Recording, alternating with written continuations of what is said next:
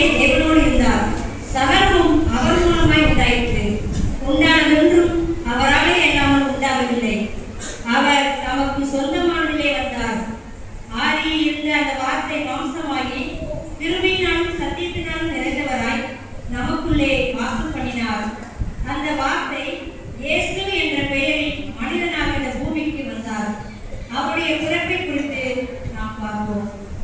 யூதேய தேசத்தின் ராஜாவாகிய ஏரோதின் நாட்களில் ஆசாரிய வகுப்பைச் சேர்ந்த சகரியா அவர் மனைவி எலிசபெத்து மலதியாய் இருந்தபடியால் அவர்களுக்கு பிள்ளை இல்லாதிருந்தது. இருவரும் வயது சென்றவர்களாய் இருந்தார்கள். அப்படி இருக்க ஆசாரிய ஊழியம் செய்து வந்த சகரியாவிடம் ஒரு தூதன் தோன்றி, சகரியாவே, பயப்படாதே, உன் வேண்டுதல் கேட்கப்பட்டது. உன் மனைவியாகிய எலிசபெத்து உனக்கு ஒரு குமாரனை பெறுவார். அவருக்கு யோவான் என்று பெயரிடுவாயாக என்றான். அதன்படி எலிசபெத்து கர்ப்பவதியாகி கர்த்தர் என் நெஞ்சியை நீக்கும்படி இப்படி செய்தார் என்று சொல்லி 5 மாதம் வெளிப்படா இருந்தார்.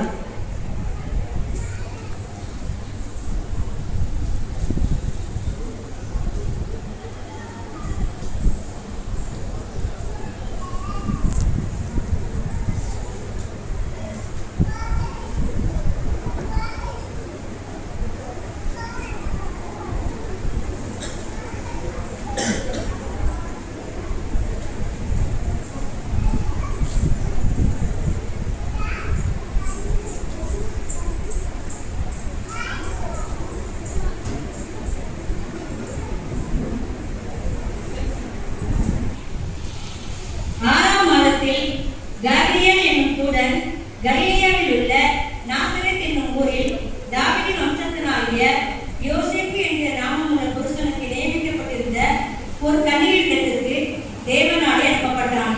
அந்த கன்னியின் பெயர் மரியாள். அவள் இருந்த வீட்டில் தேவதூதன் பிரவேசித்து,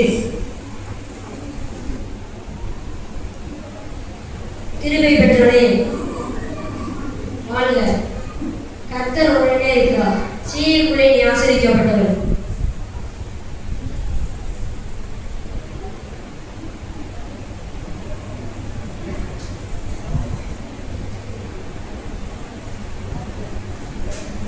மரியாதை, பயப்படாதே, நீ தேவனுக்கு கிருபை பெற்றாய். இதோ நீ கர்ப்பவதியாய் ஒரு குமாரனை பெறுவாய். அவருக்கு இயேசு என்று பெறுவாய். அவர் பெரியவராய் இருப்பார். உன்னதனுடைய குமாரன் என்பவர். கர்த்தராகிய தேவன் அவர் பிதாவாகிய தாவீது சிங்காசனத்தை அவர் கொடுப்பார். அவர் யாக்கோபின் குடும்பத்தாரை என்றென்றைக்கும் ஆசீர்வதிப்பார். அவர் ராஜ்யத்திற்கு முடிவுறாது. பரிசுத்த ஆவி உண்மையில் வரும். உன்னதனுடைய பலன் உண்மையில் நிகழும். ஆகையால் உலகத்தை பிறக்கும் பரிசுத்தமானது தேவனுடைய குமாரன் எனப்படும். இதோ உன்னுடைய இளத்தாகிய எலிசபெத்தும் தன் உதவி வைத்து ஒரு புத்திரனை கர்ப்பவதித்திருக்கிறாள். மலடி எனப்பட்டவர்களுக்கு இது 6ஆம் மாதம். தேவனாலே கூடாத காரியம் ஒன்றும் இல்லை.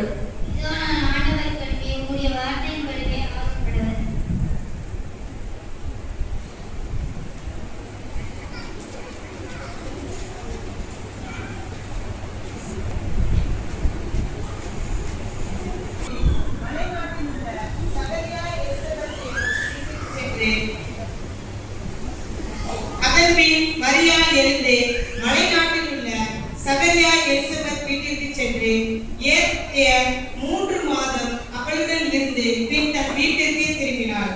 மரியாள் யோசேப்புக்கு நியமிக்கப்பட்டிருக்கையில் அவர்கள் கூடி வரும் முன்னே அவள் பரிசுத்த ஆவியினால் கர்ப்பவதியானாள் என்று அவள் புருஷனாகிய யோசேப்புக்கு காணப்பட்டது. அவன் நீதிமானாய் இருந்து அவளை அவமானப்படுத்த மனதில்லாமல் ரகசியமாய் அவளை தள்ளிவிட யோசனையாய் இருந்தான்.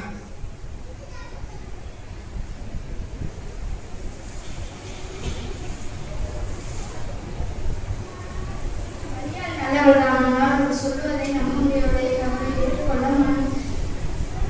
மனப்படுத்தாமல் ரகசியமாக தள்ளிவிடலாம்.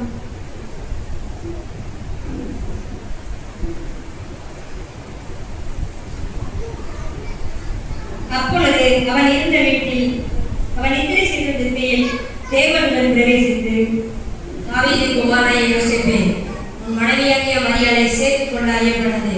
அவளிடத்தில் உற்பத்தியா இருக்கிறது பரிசுத்த ஆவியினாலானது. அவள் ஒரு குமாரனை பெறுவாள். அவருக்கு இயேசு என்று பெறுவாயாக. அவர் பெரியவராய் இருப்பார். உன்னதனுடைய குமாரன் என்பவர்.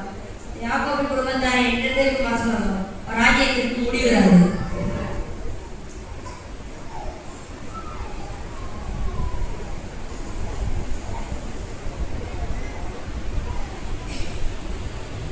கர்த்தருடைய தூதன் தனக்கு கட்டளையிட்டபடியே தன் மனைவியை சேர்த்துக் கொண்டான். இதோ ஒரு கன்னிகை கர்ப்பவதியாகி ஒரு குமாரனை பெறுவாள், அவருக்கு இம்மானுவேல் என்று பெயரிடுவார் என்று ஏசாயா தீர்க்கதரிசி கூறியதை நிறைவேறும்படி இதெல்லாம் நடந்தது. அதன்பின் அந்நாட்களில் உலகமெங்கும் குடிமதிப்பு என்று அவர் கட்டளை பிறந்தது.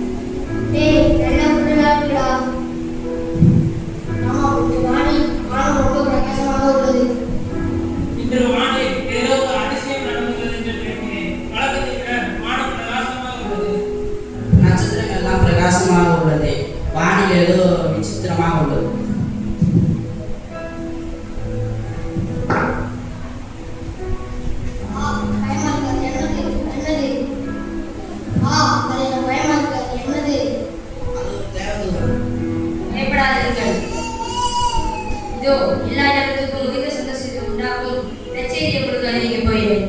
இன்று அத்தனாய கிறிஸ்து என்ற பிரசங்கர் உங்களுக்காக தாவீது பிறந்துள்ளார். பிள்ளையை எத்தனையால் சுற்றி முன்னணியில் கடத்திருக்க காண்பீர்கள். இதுவே உங்களுக்கு அடையாளம். உடனே பரமசேனையின் திரள் கூடி அந்த தூதருடைய தேரை மாற்றினார்கள்.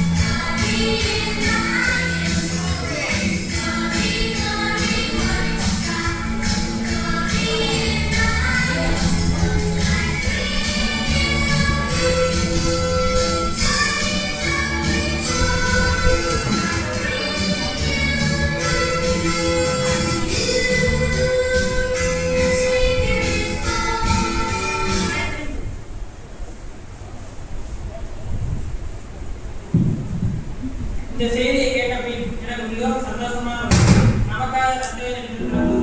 நம் கஷ்டம் எல்லாம்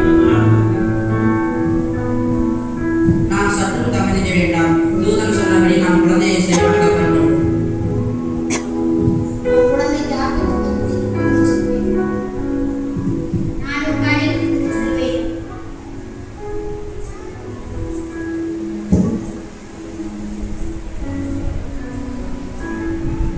விட்டு பரலோகத்துக்கு போன பின்பு மேய்ப்பர்கள் ஒருவரை ஒருவர் நோக்கி நாம் தீவிரமாய் பெத்லகேம் ஊருக்கு போய் கர்த்தரால் நமக்கு அறிவிக்கப்பட்ட இந்த காரியத்தை பார்ப்போம் என்று கூறி ஒவ்வொரு தொழுவமாய் பிள்ளையை தேடி தூதர்கள் பாடின பாடலை பாடிக்கொண்டே போனார்கள். மாட்டுத் தொழுவத்தில் மரியாளையும் யோசேப்பையும்